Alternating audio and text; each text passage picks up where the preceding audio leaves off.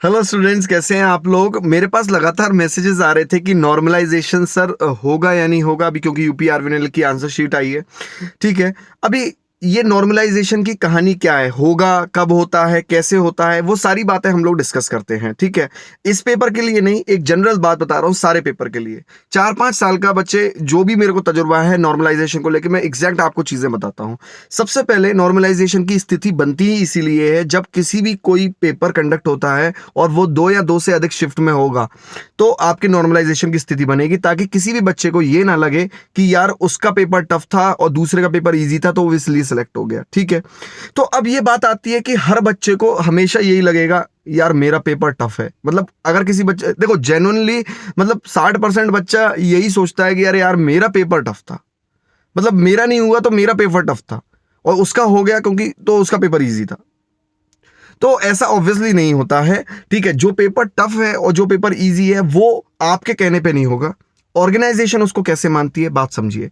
जब paper conduct होता है, जितने बच्चे पेपर देने गए होते हैं उसमें जितने भी बच्चे स्कोर किए होते हैं, मान लीजिए शिफ्ट 1 शिफ्ट 2 है, तो शिफ्ट 1 में अगर बच्चों ने स्कोर की एवरेज, बच्चों जब हम एवरेज निकालेंगे, सब बच्चे स्कोर किए होंगे ऑब्वियसली बात है शिफ्ट 1 में, उसका एवरेज निकालेंगे, अगर वो एवरेज शिफ्ट 2 से बहुत कम आता है तो ये बात अनुमानित मान ली जाएगी कि यार इस शिफ्ट का पेपर हार्ड था। अब जब बात आती है एवरेज निकालने की, तो एवरेज तो बच्चे तभी निकाला जाएगा ना जब हमारे पास टोटल नंबर ऑफ डेटा होगा, मतलब कितने बच्चों ने पेपर अटेम्प्ट किया। ठीक है, फिर उसमें इस हिसाब से नॉर्मलाइजेशन होता है। अब जहां यहां पर 3-4 शिफ्ट हो जाती हैं तो जाहिर सी बात है हमारे पास एग्जैक्ट डेटा होना चाहिए कि भाई कौन सी शिफ्ट में बच्चे कितने गए थे पेपर देने, है ना, और एवरेज नंबर सबके कितने आए, सबके एवरेज नंबर।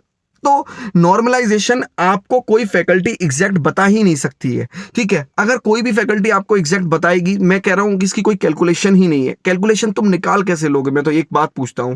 हाँ, जब तक आपको बच्चे पता नहीं है कि क्या जो है शिफ्ट, मतलब कितने बच्चे दिए उस शिफ्ट में पेपर, कितने एवरेज नंबर आए, तो फिर आप कैसे बताओगे कि कितना एग्जैक्ट आपका नॉर्मलाइजेशन होगा। अब मैं आपको यूपीपीसीएल की ही बात बता देता हूं।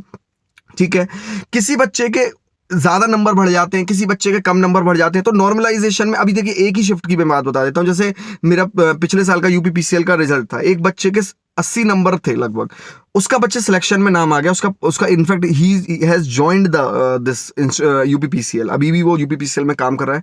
उसका लगभग 80 नंबर पे कॉल आ गया मेरिट पे, और किसी बच्चे का 110 लगभग, वो 195-900 लगभग नंबर थे, उसका कॉल नहीं आया सेम शिफ्ट पे। तो बच्चा कह रहा है कि यार इसका लक बहुत अच्छा है, ये हो गया करके। बच्चे नॉर्मलाइजेशन में एक और फैक्टर बीच में आ जाता है, आपके नंबर ऑफ राइट क्वेश्चंस कितने थे। ठीक है, नंबर ऑफ राइट क्वेश्चंस कितने थे, तो ऑब्वियसली बात है उस बच्चे के नंबर ऑफ राइट क्वेश्चन ज्यादा होंगे, इसीलिए वो बच्चा आपका सिलेक्ट हुआ। ठीक है, इसीलिए वो बच्चा आपका सिलेक्ट हुआ।